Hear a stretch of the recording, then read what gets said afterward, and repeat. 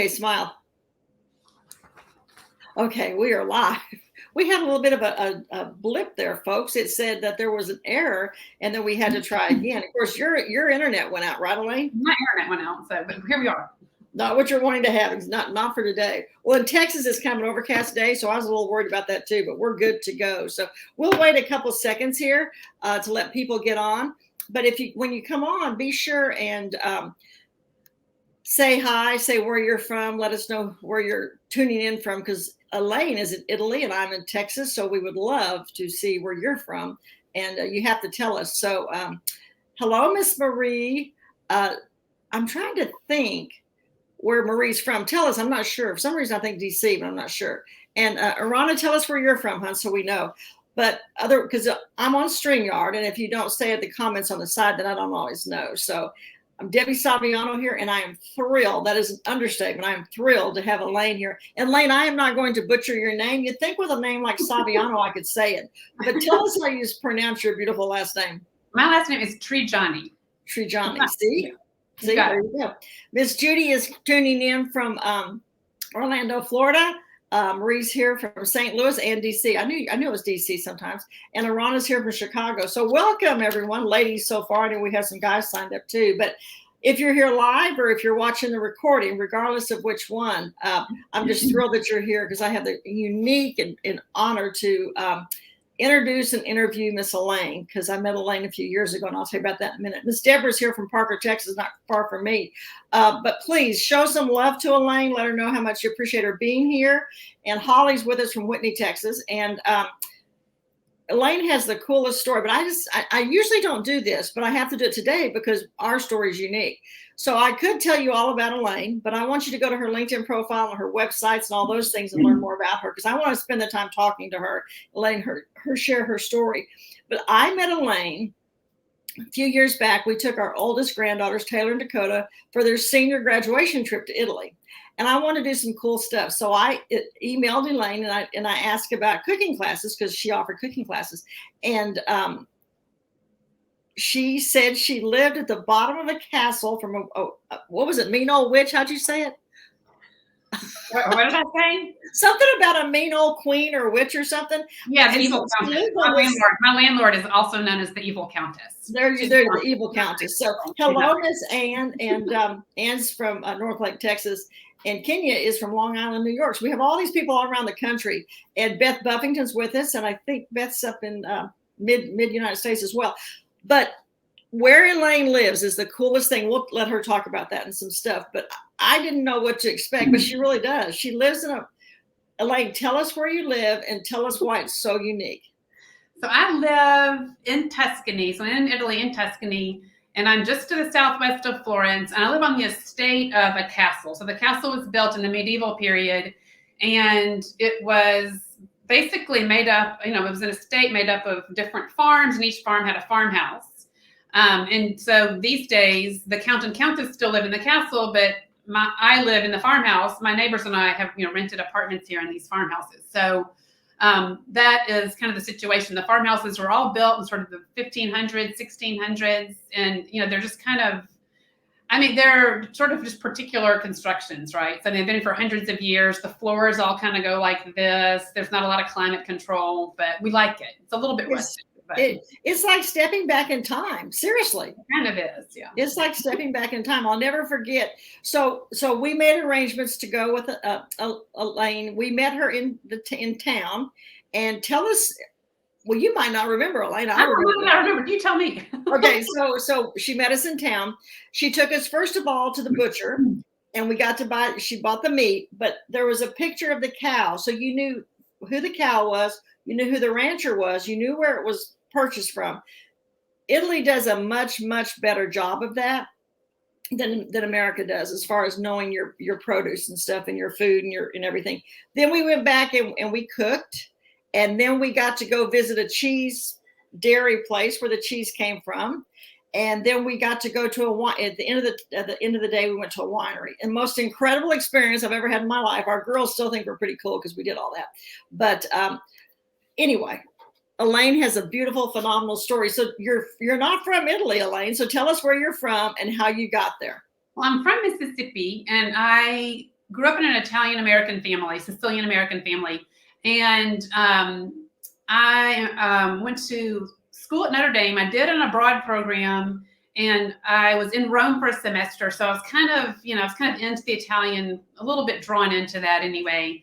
But I was an art history major, and I worked at the National Gallery of Art for 10 years, which I had a great job. I organized exhibitions at the National Gallery, which was wonderful.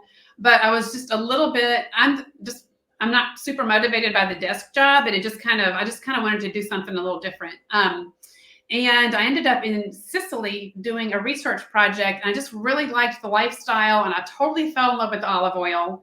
And this is literally what happened. I was leaving Sicily. I had been there for 6 months working on a research project, and I have an aunt down there she's really funny. And at the time I thought, this has been, 25 years ago. At the time I thought, 20 years ago, I thought she was kind of this crusty old lady.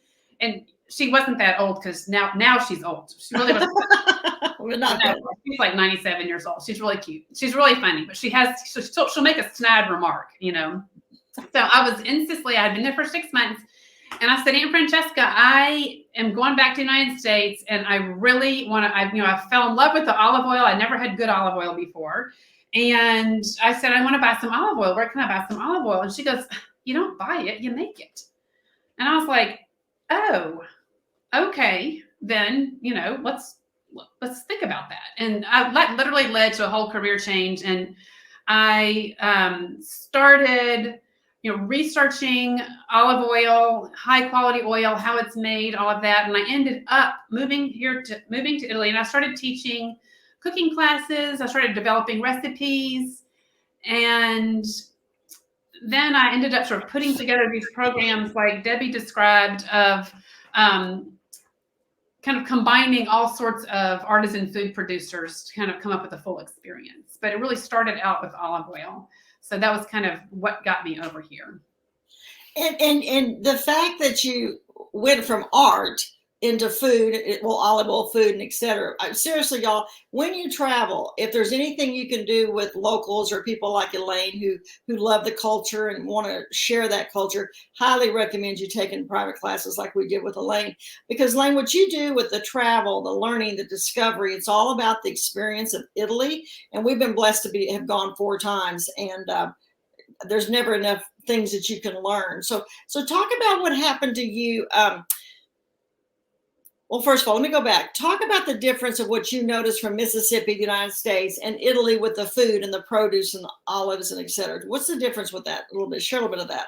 Well, actually, Mississippi's pretty rural. So let's just say United States in general. So because Mississippi actually, you can actually hunt out some, locally made food products, because it's a very rural state. And a lot of things are actually farmed right there. And we have a good kind of farmers market community kind of thing. But overall, what I find with being here in Italy is that I guess the food chains are shorter. So, it's easier that, who raised the sheep, who then and transformed their milk into cheese, right? And you know them, and you know how they work. And buying their product is really kind of a way to show respect for them. But it kind of helps you pay attention. I mean, it kind of just having the background on every single thing that you're eating and working with in a kitchen. In the kitchen, it kind of you develop more respect for the foods that you're eating and for the way they were made and the people who make them. And it just it helps you focus your attention a little bit. And I love food, so I mean, I kind of do that anyway. And I always sort of encourage people, your first sip of wine or the first bite of a piece of cheese or something, pay a lot of attention to it and just kind of, figure out kind of what's going on and why does it taste that way? And, maybe, what processes were used so that you get those particular textures or flavors. And then, of course, you don't do that with every single bite, right? You eat your meal and enjoy it and hang out and have fun with your friends. But the first couple of bites, always kind of hone in and pay a lot of attention. And, I think kind of knowing where your food comes from is really a part of that. And then it's also kind of a way to participate in your community as well. So the more local you're shopping and the more local products that you're buying, your money's sort of going into your own community as well, and you're supporting your neighbors.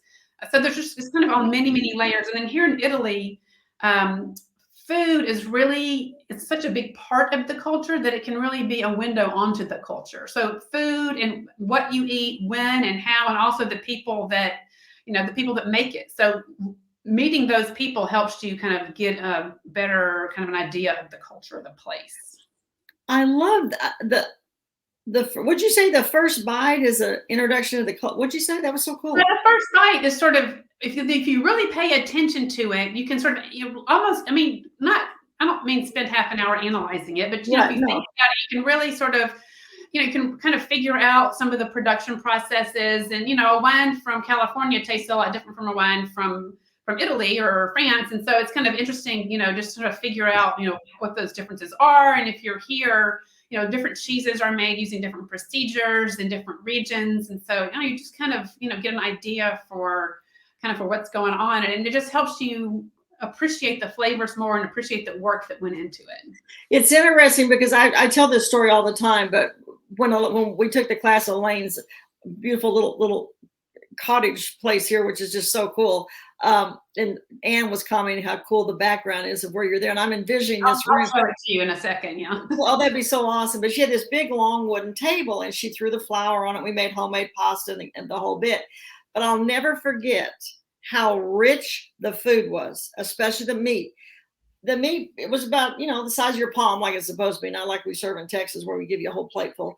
I could eat like 3 bites. It was so rich. And I remember saying, flavorful. There's unbelievable. And that's another thing, really, really good ingredients they're just packed with flavor, and you eat less. Like like good wine, really good wine, you don't drink that much because your mouth is sort of satisfied. Same with the food. The food is so satisfying that you actually end up eating less of it. I know that sounds kind of weird, but it's very satisfying. You don't have to eat, 4 portions. You just have your one little serving or whatever. I can attest to that because seriously, I didn't even eat half of the meal because it was just so rich and so flavorful. We also probably made a lot of food because when you do a cooking class, you can't just like serve 2 little things. You have to have like every, Well, what I meant was I only had like 2 or 3 bites of each thing because it was just so good. I can still remember the spaghetti machine and us making the spaghetti and hanging it to dry and the whole bit. I have to give Ann Small, she had a cool comment, but I have to give her a shout out. Sometimes I think in the world of business, we worry about competition. People think, oh, it's a competitive thing and I can't share this on this person or whatever. For the most part, basically, Ann and I kind of do the same thing. This morning, Ann texted me and she says, Debbie, did you mean for the class to be 11 to 2 or 11 to noon? Because she knows I always do them an hour. And I went, oh my gosh, it was my error. So I went in and corrected it. I gave Ann a shout out for that because they're really, when you come from a mindset of scarcity instead of abundance, which is much of what you're talking about with the community and everything, I think we lose sight of some of that. So thank you, Ann, for the shout out because it was not a 3-hour class. Elaine would have been like, what? But anyway, so talk about you have a Viking stove and talk about that a little bit because this is important for people who maybe have a business and want to see. I've been very fortunate to have sponsors in my professional world of what I do. Talk about your Viking stove because this is the coolest story. Well, I'll show you my kitchen. And then, so I'm from Mississippi and Viking Range was started in Mississippi. It has since changed hands, but I had a relationship with the company and did some, I'm going to show you my kitchen. I'm not sure where my camera's going. So let me back up here. So I was sitting in can you see me? I don't want to do that. There we go. So this is where I was there in the fireplace. I can't tell. My camera is like in a weird place. There we go. There. And so here's the stove. This is really, I can't tell. It's like something's wonky with the camera. There we go. And then here's just the rest of the room. So I had a relationship with the original owners of Viking Range and the folks who worked there at the company at that time. And I have this great woodworker who made this wonderful shelf for me. Can you see? It's like made out of a trunk of a tree. It's kind of like uneven. I love that shelf. And then look, my friend's a painter, and there's one of her works right there. Isn't that great? So the Viking folks, we were working together on some travel programs, and they very nicely sponsored this lovely Viking Range. Y'all, I cannot get the camera. There we go. So Viking Range on one side, And then the original hearth of the house, and this is actually where they cooked. And you can see there's a pot hanging over where the fire goes. So you can actually boil water in here and make your pasta. And then there's a burner. I'm trying to see if you can see it. This is where they cooked here. You can actually put coals down below this piece of metal. Here, I'll make my screen lower there so you can see. So you put coals in here. And this actually works like a burner, so it keeps things hot, and then the ashes would fall down into here. So I actually do use the fireplace to cook, but I don't use the burners. I use the Viking burners. So that is so. I told y'all this was going to be the coolest interview with Elaine. I told you, like I said, to be able to see where just space where you live and where you work. So like Elaine was from Mississippi. Viking was there. Of course, it changed hands over the years, but they were there. They sponsored her stove. Sometimes all you got to do is ask, and a lot of times people don't think about that. Exactly. And I mean, I remember a person sort of suggested that to me. They're like, this would be a really cool thing. Why don't you just, and I was like, I guess it would be. And somebody said, why don't you just ask? I'm like, okay. So I did, and it was great. And we worked together for several years on culinary travel programs. This has been, sort of 15, 20 years ago. And they have my nice, lovely setup. But so when people do comment, if you would tag Viking, because I think it's one of those things that's the beauty of this is all these years, Elaine has been using this Viking stove. And I know when I've talked about it, I've tagged Viking because I just thought that was the coolest thing to have your little bitty place here and to have a extremely nice Viking stove in there. How'd they get it through the door? Well, it's actually, the kitchen's not that small. I did have to have I had to come up with my own forklift to get it in here, which somehow I managed to do because the castle up here where I live, they have a wine production. Real castle, real castle. There's a guy called Ricardo with the forklift. So we got him to come move it in. Anyway, it was kind of a chore. But I teach cooking classes in here. So, it's great. And it is a nice kind of, I'm doing a little PR for Viking and, it's kind of a nice cooperation. That is so awesome. So now you were very, very active with your tours and your cooking classes and basically exploring culture in Italy, slowing down and exploring it. COVID hits. So talk about what you did, because I think that you were a great example of someone who wasn't doing some of that, but talk about that. I think that's really important for people to hear. It was a shock. I think y'all probably know Italy was one of the first Western countries to be hard hit. I think it was the first Western country to be hard hit. And so all of us were in shock. Travel business in particular was hit really hard, clearly, but we were in complete and total lockdown from one day to the next, and we're told not to leave our houses, and it persisted for kind of 3 months. So, the first was just shock. And then the second was, okay, I'm stuck in my house. I'm going to do some chores I've been putting off, like, racks in the floor or something. And then finally, we're like, let's come up with something creative here and do something productive. And so some of my art history friends were doing, online classes. And my neighbor says, a lot of, chit-chatting with people and, networking. And if somebody says, why don't you just ask, or somebody, that's really so important because, together we can do a lot more. By yourself, I'm sitting there twiddling my thumbs.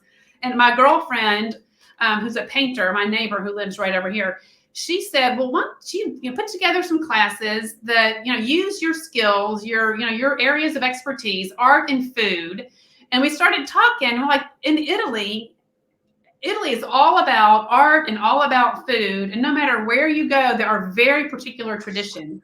So I was like, ding, ding, ding. So I put together this series of virtual visits, and it was a way to visit Italy and really kind of visit one very particular place, focusing on either an artist or a work of art or a movement or a monument, and that's located in that place, and then making a recipe that's traditional to that place. And in Italy, the possibilities are endless. No matter where you go, there's some amazing work of art and some very particular food product. And the food traditions here are extremely local from one town to the next, so they change. So that was really fun also to be able to get back to studying art, which is, kind of where I started. So it was a really good opportunity. But you know, it's fascinating because I remember the first time I tuned in, I think there were 330 people on that class, and they were from literally all over the world. And I remember thinking, of course, my business mind, I'm going like this. And so I reached out to Elaine because it said donation. I said, wait a minute, are you not charging for this? I think, don't you still just ask for donations and that's all? I do. I still ask for donations. Well, let's have some comments over here and give people's thoughts and ideas. Would you pay at least $10 to watch that class? Because it's over an hour. It's an hour, hour and a half. And these are all, they're up on YouTube now and on your website as well. But there are links on the website. I'm sorry? So yeah, there are links on the website. On the website. So she first of all talks about the area she's in. She usually has someone local who usually speaks no English, which is so cool, just Italian. She talks about the art, so she highlights the art and the history of the region, and then she does a cooking class with this individual usually that is totally region specific. It is the most fascinating. It's like going back in time, as I said, but it's like you're in a National Geographic movie. You're part of it. You can ask questions, you can talk. So I said you should be charging at least $10 for these classes. But anyway, I digress. But they're so. How did you decide which regions to go to? Because you knew people there, you just had an interest, or how did in the beginning, we were literally in lockdown, and so everything was coming right out of this room right here. I've done a couple of classes in other places, in fact, with other people, particularly in the South. I've done a couple of classes down there with this, kind of a Calabrian grandma who helps me out. But we just sort of, I don't know, it's just one of just sort of brainstorming things together, and you think, oh, this work of art over here is really great, and they happen to have a really good tradition of making, some kind of great springtime recipe, right? So remember one spring class, we went to Verona and we made rizi and disi, which is the rice and peas that they eat in the Veneto region, which is very specific to that region. So we talked about Verona, we talked about kind of their Mardi Gras festival, because this was sort of early spring, and then visited the church of San Zeno. This is all virtual, and talked about this kind of medieval sculptor who had worked on the church. So we did a really deep dive look at the sculpture on the facade of this church, and then made this really specific recipe. It all ties together very well and kind of makes a nice little tight program. I think that's one of the reasons people love Italy so much is, number one, I think the community, and then the food is to die for, needless to say, the wine, the olive oil, the cheese, just all of it. Now, you talked about your Aunt Francesca and the olive oil in the beginning. How did you then, because I remember you using olive oil and talking about that when we had the cooking class with you, and I know you talk about in your virtual classes. How did you decide to go to the next step of what you're doing now? Tell us about your olive oil now. My goal when I moved here 20 years ago was to make olive oil, and I just kind of got derailed and started teaching cooking classes and doing other things. So I've really always wanted to do that. And I was asked to come in. I joined a small farm a couple of years ago and participated, was a business partner with a small farm for a couple of years. And I'm reading a comment. You should read that right there, because they all said the same thing. So Anne says you can offer some free resources, Elaine. That's awesome, but Elaine would charge. You may want to consider. Because I actually have a really good donation rate, and so I told myself if the donation rate fell below X, I would start to charge. But my donation rate is super high.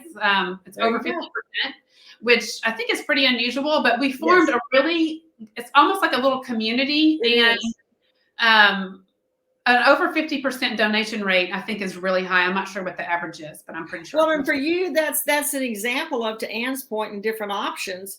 That's a good point. If you know you're at a certain revenue stream based on what you're doing, then there's some businesses now that just say, give what you want to give. So if that works for you, that's great. I'm glad you shared that. That's great. So it works, and I don't do the classes very often now because I just don't have time to prepare them. There's so much prep time goes into them that I haven't been. Oh, hey, Joey, my nephew just tuned in. I saw that. That is so cute. That is so cute. And it's a time class. That is the beauty of virtual, of being able to do this. So go on. So I interrupted you. Talk about the olive oil. So olive oil, that's what we're talking about. So I have always worked with olive oil in my cooking classes. I started teaching cooking classes with the goal of, the idea was how to use olive oil in the kitchen. That was sort of which is basically just Italian cooking, because that's what they do. And so I joined a small farm in Tuscany and made oil with them for 2 seasons. And then our partnership just didn't work out. We're still friends, but we're just on different planes, basically, business-wise. I'm American. I like things to be black and white. And I'm like, let's print it out and look at it, and he was hippie. So anyway, nice guy, great olive oils, but as a business partnership, it didn't work out so well. So I just started making my own oil, and my first harvest was last year under my own label.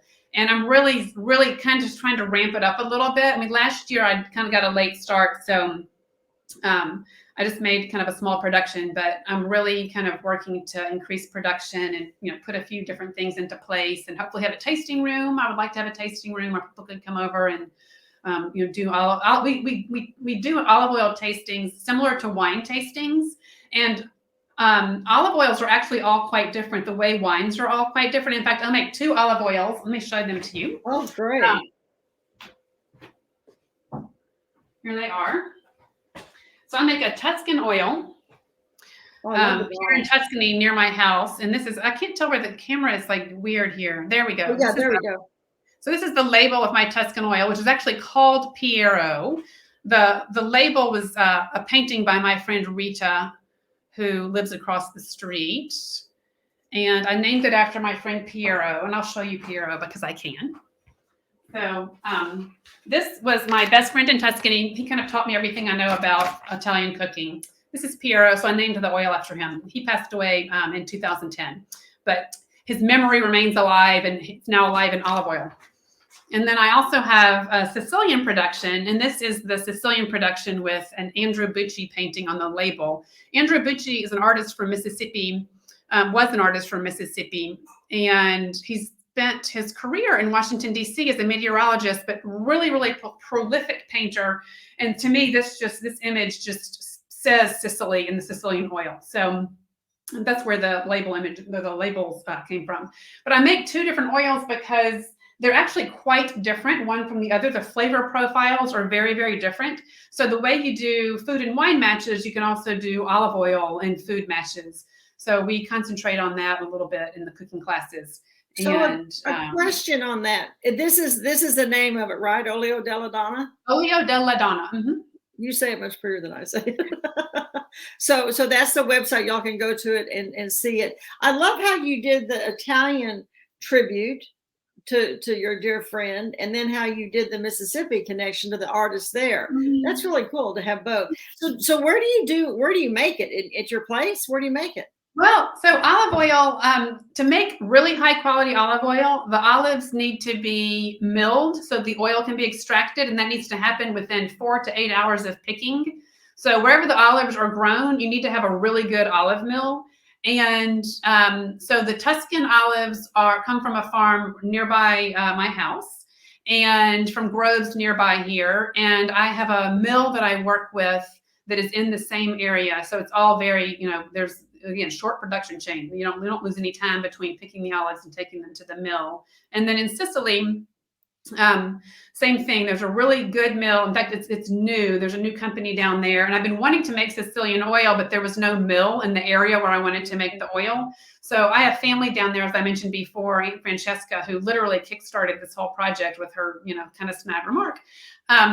So I wanted to make oil in that region where my family comes from. And I was just waiting. And I know the people who make what I consider the best olive mills. And as soon as the company down there had one of these olive mills, I called them and I said, "Can you mill olives for me?" And they said, "Absolutely." So I have a collaboration with them as well. So mills on both places. Did you see that comment from Beth that she said she'd buy it? Beth is a creator, an artist. Have you seen what she says? Graphics on your labels, I'd purchase just for the label. I agree. Excellent. Thank you. Yeah, for sure. And we'll go back and comment in the comments, y'all, later afterwards. But like, I'll tag Viking, and we can tag, I don't know if he has a profile, but the artist in Mississippi. Yes, there's a profile. Andrew Bucci. Yes, Andrew Bucci official. I think there's his estate is managed by his niece, who is a great person. We didn't know each other before. I contacted her without knowing who she was because I saw this image. I said, "Hey, is it possible to have the rights to use this image?" And we discussed the project, and that's another really good collaboration. She's got a great. Also, if you like those images, both of the artists have really great Instagram profiles. Andrew Bucci, again, runs. How do you spell Bucci? How do you spell that? Bucci. And I can't remember the exact, but if you put in Andrew Bucci on Instagram, it'll come up. And then the artist who created this painting is Rita Pedula. And can you see? I also used this. We can see the image, but how do you spell Rita's last name? It's Pedulla.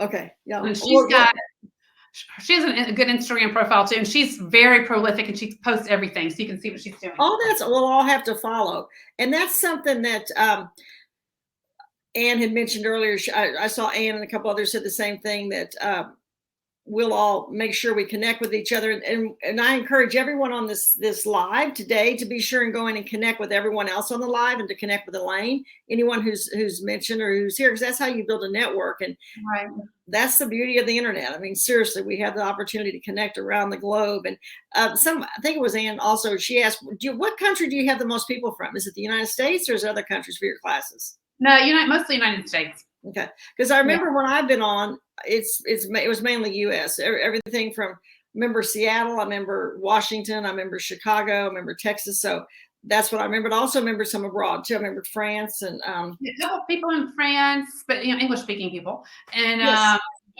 couple people in the UK and Ireland. Yeah, I mean, I do have some international people tune in. Okay. So you're doing the classes. Tell us about the group tours that you do, because there's probably some people on here who want to do a group tour. That's kind of something that I've always done. I've always organized group tours, but mostly on request from groups that were already put together. And again, because thanks to COVID, basically, and the internet, and being, once I started doing the virtual classes, my audience, the beauty of that was kind of scaling up a little bit. Instead of talking to 4 people, I was talking to 300 people. Right. And so, the word, my business really grows word of mouth, and that helped considerably. So I put together small group trips, and they're kind of culinary based, but we also, include art and monuments sort of when they're in the same area kind of thing. And I have trips that go to Tuscany, Sicily, and Puglia. And the idea is kind of what I've been talking about, meet food producers, learn about how they work, why they do what they do. So you're learning about, traditions that are very specific to certain places, and then, sort of learn and taste with them, and just kind of get to know a region kind of through the food, and then also through the art. And we, for example, in Sicily, we stay in Palermo and kind of, have tours of the city, and then go out from there and explore ancient sites, meet winemakers. We meet somebody who works with tuna and conserves tuna, and which is a huge part of the cultural culinary history of Sicily, for example. So we do, that's kind of the idea, is to talk to people who make these really traditional. So now someone comes to you, they say, I want to take a tour, a group over. Do they say like what regions they want to go to, and you totally plan it? How does it work? Well, so I offer trips that individuals can sign up for. Okay. And I also groups who approach, a group of friends, or maybe even, groups. I had a group of chefs asked, they wanted to go through southern Italy and just taste. So we did that. So it kind of depends. But if you can request a region if you're an already put together group, and I can put something together for you. Or if you're a private traveler, an individual, you can just, or a couple, you can just sign up with one of my trips that's already listed on my website. So I think that's the coolest thing, is that you truly can travel the world now, and then go and do things like you're talking about. Now, let me ask you this for the tours. Have you thought about doing anything? And I guarantee you there's many people on this call, on this live today, thinking the same thing. Have you thought about how you could do that for people who can't physically travel there? That's a good point. We could sort of do that would be like one of the Zooms that kind of covers more of the region or something. Yeah, we could definitely do that. Or we could, that's certainly a possibility. Because a lot of artisans do retreat. Well, a lot of us do retreats, but artisans do retreats. And I'm having Beth Buffington on in May, and she's doing a retreat in Eastern United States later on. You've got your courses and classes. I mean, you think about all the things people can do now with the internet. Of course, coming to you would be the most ideal, because there's nothing better than going to Italy. but that might be another revenue stream thinking about, and it would be beneficial to people who maybe couldn't even travel. I mean, National Geographic kind of started that for us a while back, right? For sure. Right. David was saying food, food, food. Welcome, David. We're so glad that you shared that, because as I said before, if we don't see it in the feed, then I don't know that you're on here. So thank you for sharing that. Is your Aunt Francesca still alive? She is, yeah. Okay. That's so cute. That's awesome to know that you did that with her, and that she was one that kind of started all that. So I want to have time for questions. I know people are going to have some questions, but you've got a lot of things going on: the tours, the classes, the olive oil. What's on your still to-do list that you need to do, that you want to do? Because we all have a to-do list of things in our business that we want to take it to the next level. Well, for my virtual programs, I'm trying to figure out a shorter format, because preparing the hour-long class, I literally don't have time for it, and I haven't been doing it, and I miss it. And I know members of the group miss it. I get these emails from people like, when are you coming back? I've gotten so many emails. There's people say, I just want to make sure my email address is still on your list. I'm like, it's not you, it's just me. I haven't sent anything.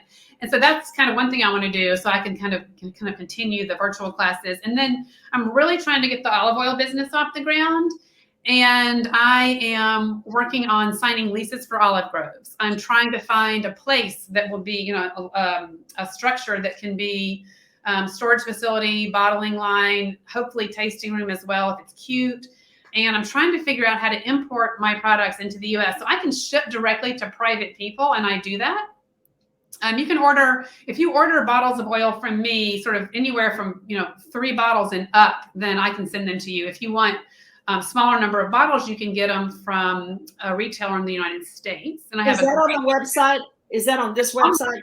All the retailers, I have 3. Okay. The retailers I have are listed on my website, so you can see them. So you can actually order the oil in the US. Okay. But those people are direct importers, which is great. But some of the smaller little local shops, I'm thinking of shops in Mississippi or, all over the country, the little shops where everybody likes to go and for their kind of specialty food stores kind of thing.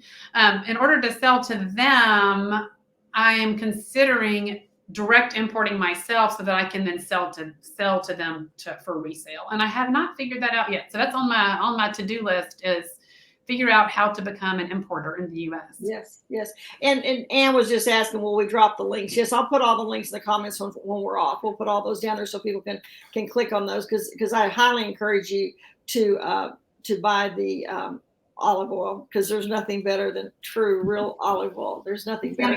So let me make sure I'm clear, because there could be someone on this call, on this live, who knows, or someone who watches the recording. You are looking to figure out how to be your own importer? Yes. Okay. I have my company in the US runs my tourism business, and I'm trying to figure out, just the paperwork, the steps that are necessary so that company can import my olive oil for resale to small shops. Okay. David says that he uses olive oil daily, and I have some friends in the government. I'm going to find out and ask them about what you're asking about the importer, because there has to be a simple way. People do it every day. How many times do you see on TV, I'm an importer exporter? Well, that's exactly great. How do you get to be that? I know. Yeah, and I've made a few phone calls, but I've been calling Customs and Border Protection, who I believe this is under, and so far I haven't called the right person. Okay, so if anyone on this live knows, or anyone watched the recording, please reach out and let Elaine know. David had a really good question. I had the same thought when we were talking. Do you have trips for handicap accommodations? Because with old Italy, that's sometimes a challenge. Old Italy is really difficult. Most hotels do have handicap rooms, but not all spaces are accessible, and transportation would be a little bit difficult. Okay. I think it could be done, but I have not yet done it. I haven't had a request for that. Okay. So it definitely could be done, but it would take some background work. That's an interesting thought, because, as I said, we've been to Italy 4 times, and it kind of got to be a joke, because every hotel, and I'm not saying some, I'm saying probably 99%, the elevator's broken. They never work. Whether you're on the 2nd floor or the 5th floor, you're going up the stairs. Because at first I thought, well, it's really broken. Well, then I figured out there's something here, because not every hotel in Italy can have an elevator broken. So Is there a reason for that? Some of them do work. And I mean, the hotels tend to be really good about having handicap accessible rooms and, making sure that the rooms themselves are accessible if the elevator is working or they're on the ground floor. So, I mean, they definitely are careful about that. And it could be too that not the hotel so much in this case, they would be very much, especially if they knew you were coming, they'd make sure that they had the facilities. No, absolutely. No, if we know in advance, we can certainly plan for it. Yeah, for sure. Please, y'all ask Judy Holcomb, I put this up, but she said Small Business Council can provide that information. So that's a thought too. But like I said, I'm going to ask some people that I know and see if someone has some answers for that as well. So please ask questions if you have questions of Elaine or anything you're wanting to know about something she did or that could pertain to what you do or what you'd like to do or, whatever, please. I'm looking at all my notes here and just making sure I haven't missed something. Okay. So while we're waiting for people, because you've been so informative, maybe you've answered most of them, but what do you have planned for 2023 besides honing in more on that course? Anything else? Just the olive oil? I'm really working on olive oil, and the bureaucracy in Italy is a lot. So, I mean, I've taken a, food safety course, whatnot, all that kind of stuff. And just the bureaucracy of, I've set up a company. I'm transferring that. It's going to become an agricultural company, an azienda agricola, which will sort of pave the way. That'll make some of the permitting a little bit easier. I mean, there's just a lot of kind of bureaucracy that I'm kind of dealing with. And I have 3 group trips that I am preparing for that start in about 10 days. So I'll be I'll be out with them and then really preparing for harvest. And I'm a little bit like I've got a lot to do to prepare for the next harvest, a lot. So I'm really focusing on olive oil this year. Right. And Dr. Judy's asking about, I met Dr. Judy through LinkedIn. She was a college professor before she started her own coaching business, but I've spoken to her students at college in Florida, and she's planning a trip to Italy in a month. Any suggestions on where she should go? If you're going in a month, you know where you're going. So if you tell me where you're going, I can. Or tell us where you're going, Dr. Judy, then she can answer that. Anne was asking, let's see here. No, Marie was asking. YouTube. Somebody asked if I have a YouTube channel. Yes, Anne's asking if you have a YouTube channel, and you do. I do have a YouTube channel, and it's Elaine Trigiani. You can find me. And then all my videos that are on YouTube, they're links on my website. So you can they'll take you. She does a really good job of taking you to the next step of what you're looking for on her website. So if that's asking, no, you do a good job on that. What time of year is your favorite time for cooking classes if she were to come?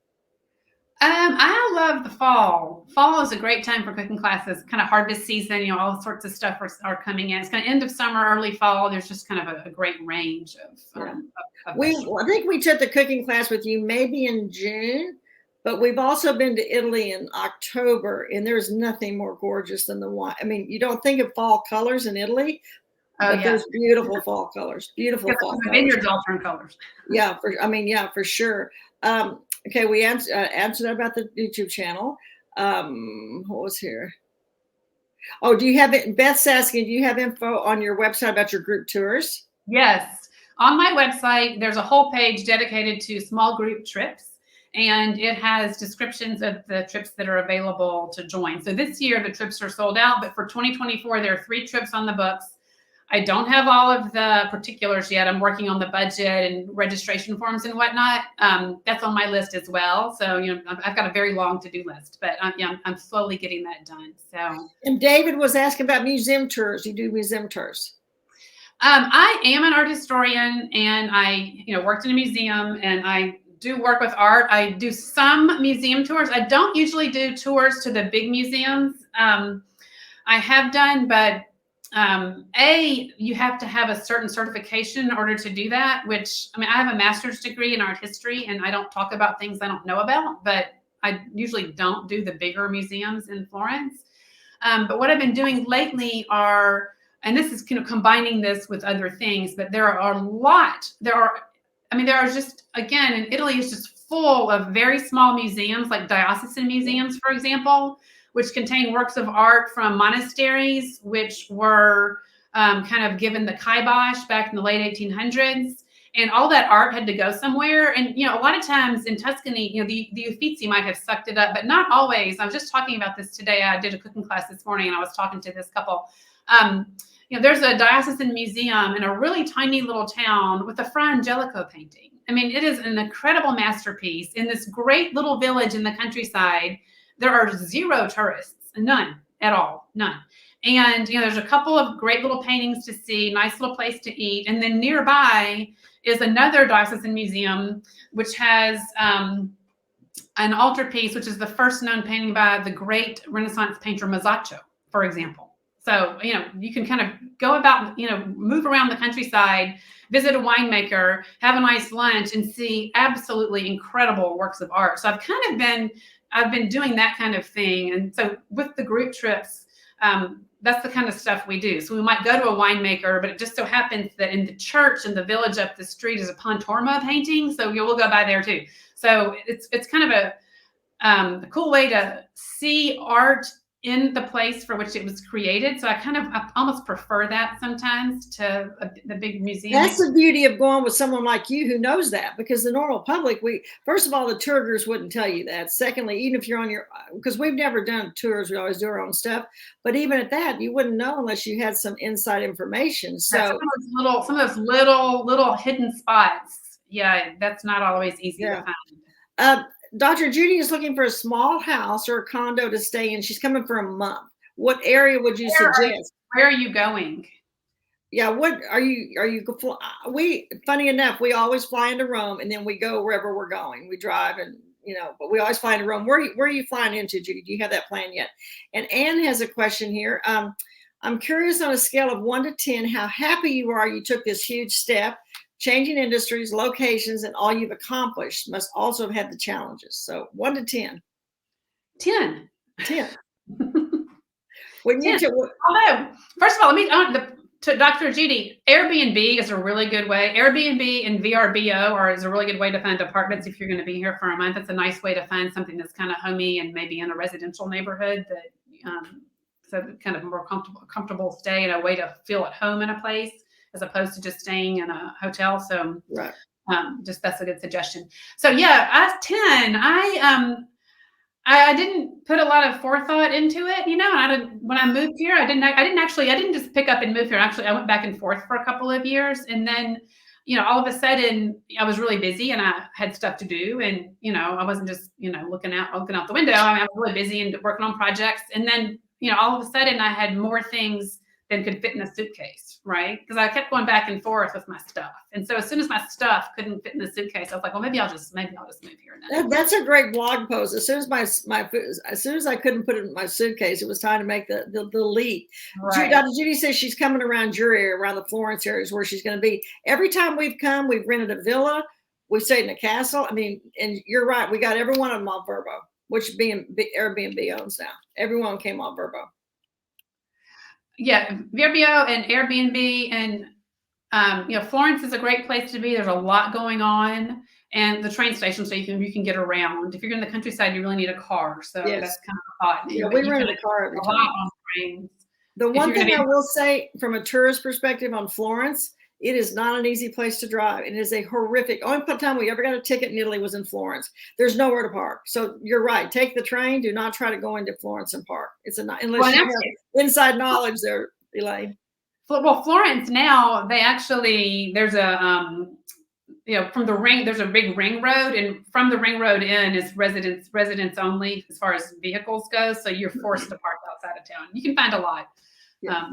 So you can just leave your car and walk. It's walkable. Well, because that was, like I said, the only ticket of all those trips and all those driving to all those different places was in Florence. And the guy in the restaurant said, "Oh yes, park there, you're fine."